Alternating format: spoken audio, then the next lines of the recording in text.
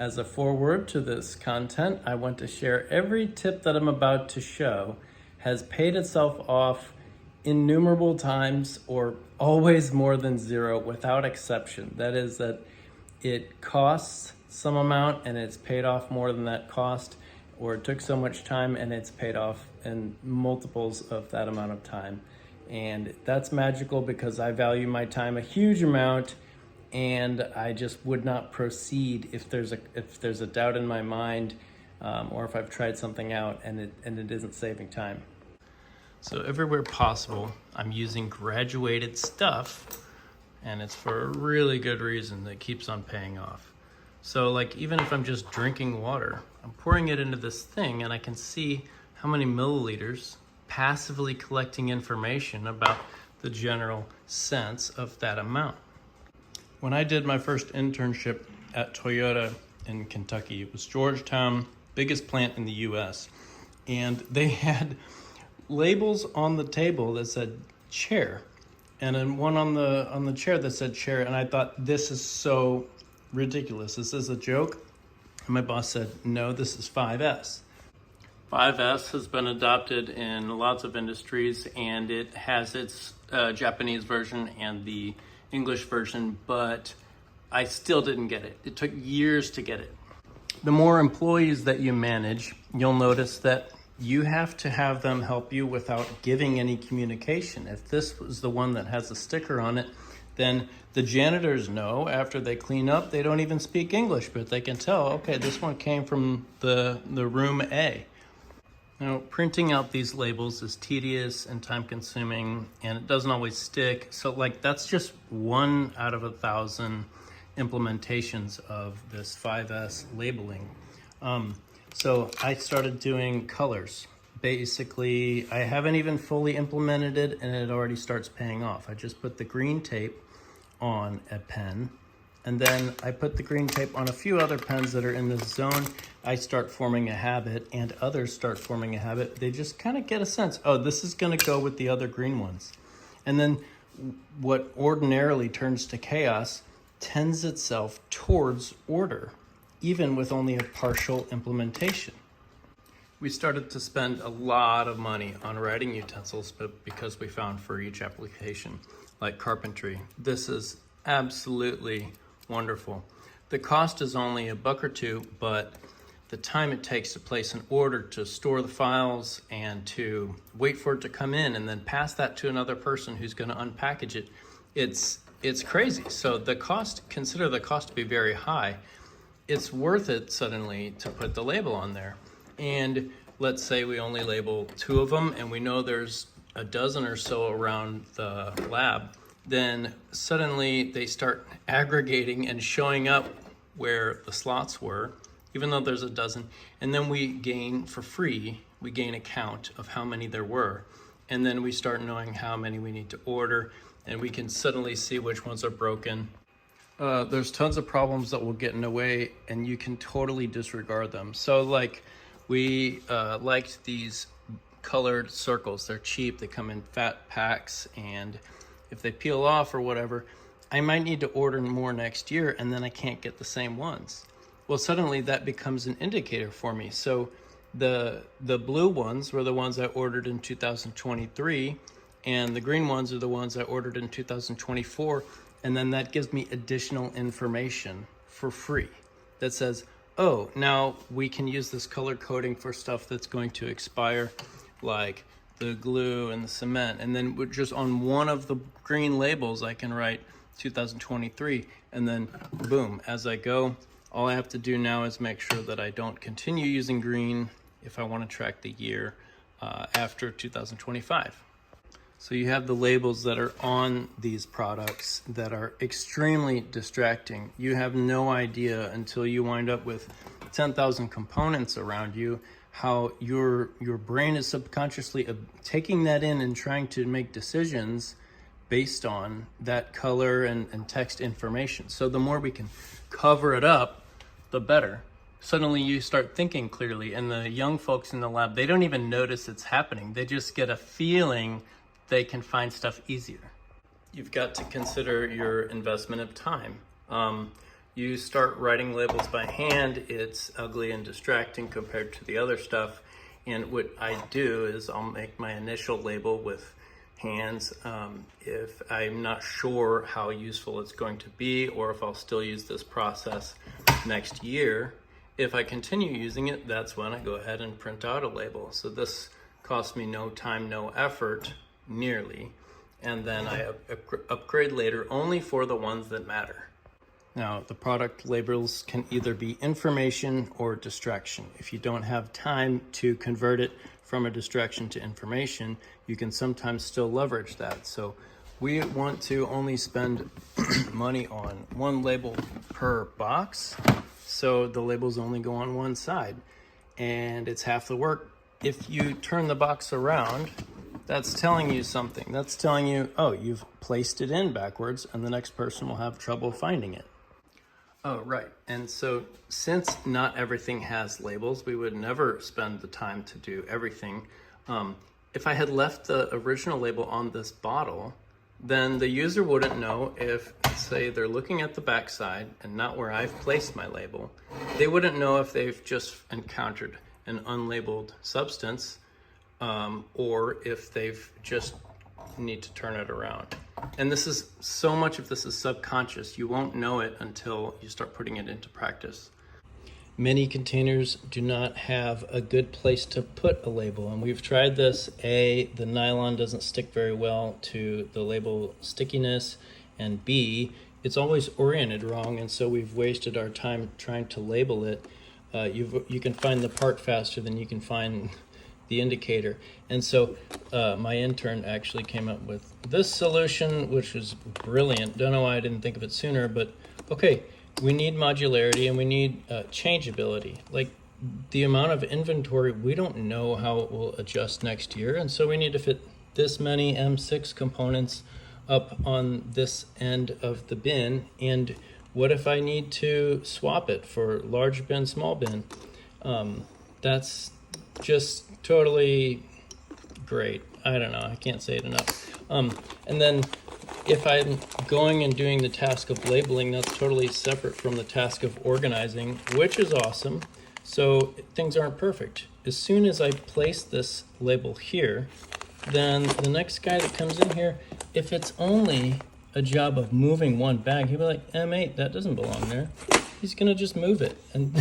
And suddenly the lab starts organizing itself, and it's amazing. Nobody has to be assigned that heavy task of reorganizing things.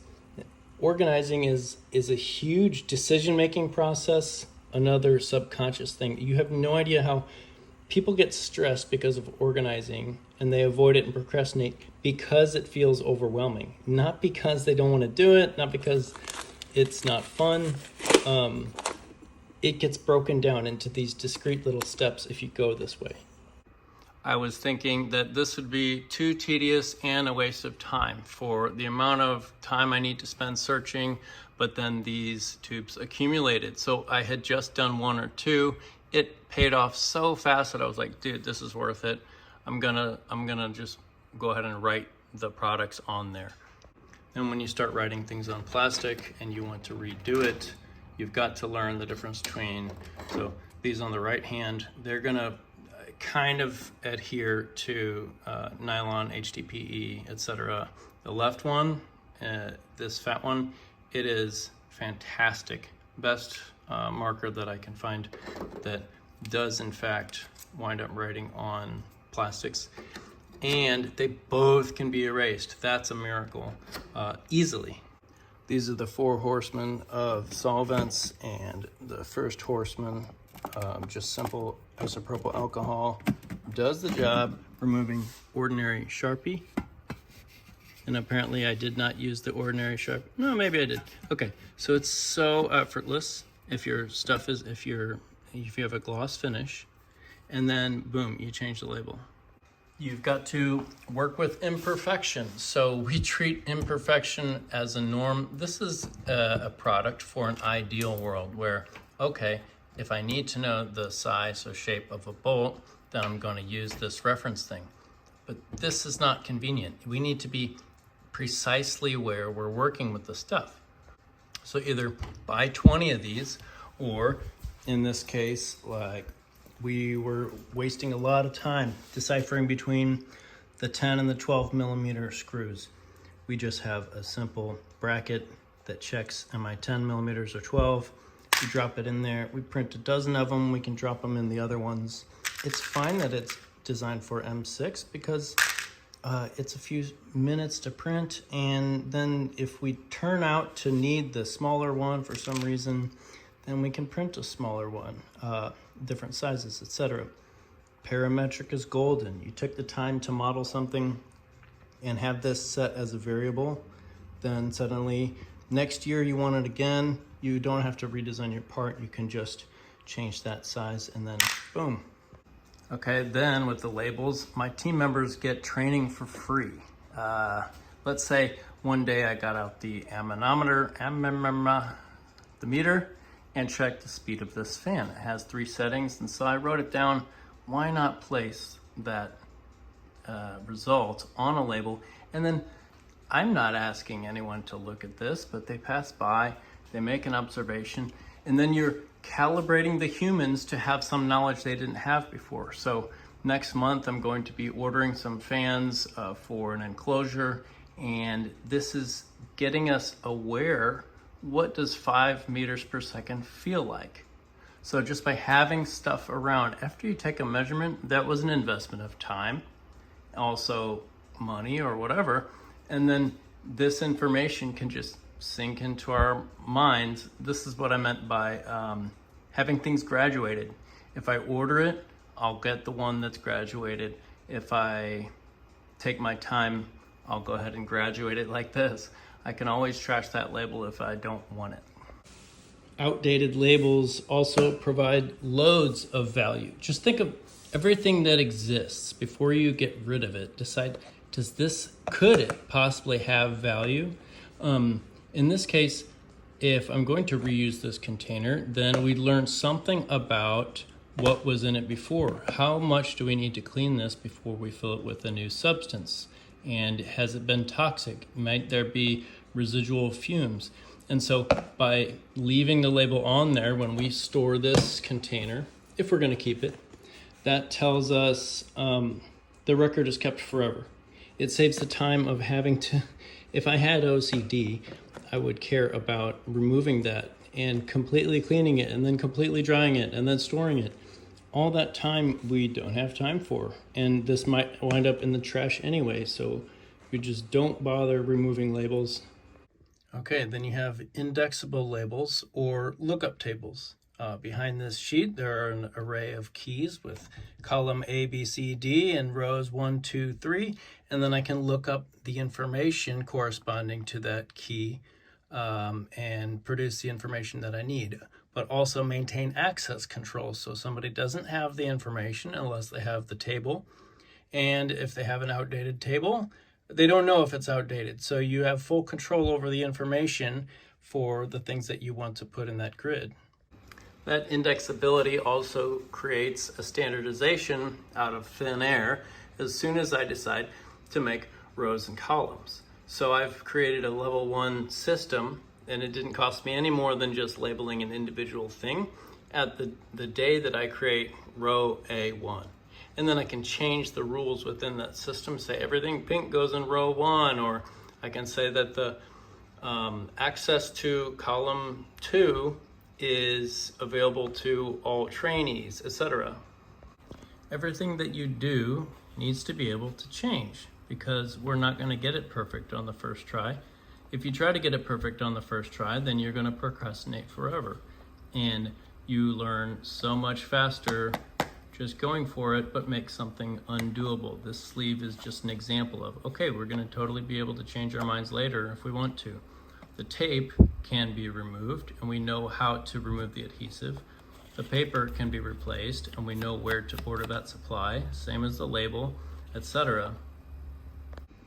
Once you do the labeling for a while and you start appreciating data, you'll start noticing that data shows up all over the place in inbound parts, and that's free value. You can either choose to use it or not. So Were we using this to measure the actual depth of cut? No, because it's a little inconvenient and it's a little imprecise unless you have training on how to adjust that successfully. However, we can say, hey, glance at this to double check your other procedure that's going to drive the drill down a certain depth. And you're going to glance at that as a safety check, just like an engineer would do a quick mental sanity check on a value that he got on an exam. We also have data consolidation. So we can put a label that just has a few characters. Yeah, we're gonna forget what those characters mean, but later we could look up, just simply look up, let's say, this Amazon order, and then we can verify what was the model number of the component. And then we can go to the data sheet, and if we couldn't trust, in some of the cases, some of the ratings are not so relevant, like a specification for a component is kind of variable. It's a nominal value, but we need to know the specific value. Well, later we can look up the power level of this charger. We can verify what was on that label, and we can store that in the same place as we stored the order sheet, online, digital, and then we can duplicate it however often we need to. Then we have, QR codes, which I could make an entire video about. These became so immensely valuable. They take extra time and steps, but imagine that you don't know what you need to provide with this. When we're in the research phase, we have someone being very careful and looking at all the data sheets as they work, evaluating the tool, etc. So that's not so critical. But then in another phase, like we're producing many items with this, now suddenly we just want to have the manual. It's a 7-page manual. We found it or we wrote it ourselves if it wasn't available. And we can produce this QR code before we populate it. That is, you can use your own, any free online tool like LobFile, for example, allows you to place something there and then replace it. You could put an empty PDF here on this link and then set your label together and leave it there. And then if you need to move this to a whole drawer full of welders, or you're going to change the contents of this, you can just replace that file and it'll keep the hyperlink there by keeping the QR code that's assigned to it. There's just a million more creative ideas you can do once you start using these QRs. You can also create indexes of this so that it's a pain to have this printed out on a label. Well, you can just print a sheet on the wall, and then a sheet with a whole grid of QR codes. You could just call this manual spot welder, look up QR 16, and then you go over to the sheet if you need to get the manual, etc. And then you grab that manual with your phone off of the sheet, and printing that out, you can just use a regular printer and store it somewhere it won't get wet, etc. So currently we pay for a subscription to a QR code generating site, and you don't even need to do that. You could do these for free, obviously, but when you want to do dynamic codes and keep track of it, we have a database behind there, kind of like your email, where you got your login, you have folders, and then you can go way deeper. And you can also populate this page. This site also has its own server where you can store your data there, but you need to think about, do you want your data to be in a place you have control over, they have control over? As long as you pay, you also have control. Anyway, like I said, I could talk for hours on how many paths we've gone to implement QR codes after this, and it's pretty amazing. The more you pay attention to labels, you will just absolutely continue learning. Like, companies leave traces of their processes in labels that it costs them money to get away from. So you'll learn something like, hey, this sandpaper was advertised as a new technology, but their copyright says 1995, and they would have updated this if this was coming off a new process. Okay, that could mean they changed the grit, but they kept the backing, or it could mean, in some cases, there's two tiers, like a professional tier brand and a consumer grade brand, and you can notice some trace like a safety warning, etc., with the exact same warning. You'll start to notice that the marketing team and the people that make the labels for selling and packaging are completely different than the people that are making these other logos and data. Like I've discovered trade secrets by paying attention to these. I've discovered competitive brands that were equivalent, or the key material. Oh, well, this is a carbide something grit. Well, then you know that the one that did better marketing is charging way more, but they're both using the same key element. Cheaper tiers from the same brand, or safety recommendations that give away further information. Like you might find in the manual of the product, let's say it's a tool, it's saying this is only to be used with the 3M safety mask. It's a $50 or $100 respirator, and then you look up in the safety data sheet, or you look up on the small sticker on the machine, it'll say any ASTM compliant blah blah blah, and you find out that a $10 piece of PPE can suit you just as well, and that is qualified. So like massive learning just keeps on happening the more you read. Oh, and these manuals that come with the machines, tools, etc., they will give away information about how to do the processing more professionally, and they'll also give information that was not, let's say there's a safety manual that's separate from the user manual, and the safety manual has to tell you the best way to ABC, and the user manual doesn't. Well, people never open these up. Secondly, big piece of information, these product manuals that get placed with the package they're very often not available online. So if you go online, you won't find out some information. Basically, if you discard this, you lose information, and it'll tell you stuff like the model year numbers that are compatible. So you can say, oh, I was considering discarding that old machine and upgrade, but actually the key thing is equivalent. And then also you might find, it's just pretty useful to keep these until you have a chance to digitize them. Oh, the substances that can be used along with it. They will give you a whole list of model numbers, and let's say the filter for a vacuum product, that filter they're trying to market you a $20 one, but actually there's like a $4 one that comes in an 8-pack, and it's listed on the compatible, I'm pointing at nothing right here, but it's listed in the manual and nowhere else. Companies are doing more strict and thoughtful control of their digital content. Also, they know that Google can scrub these manuals for information, and so people that want to save money or just get the best use out of a part, make it last longer, they won't be able to find that digitally and just filter through things. So this stuff is gold now. It didn't used to be gold, but now it's gold.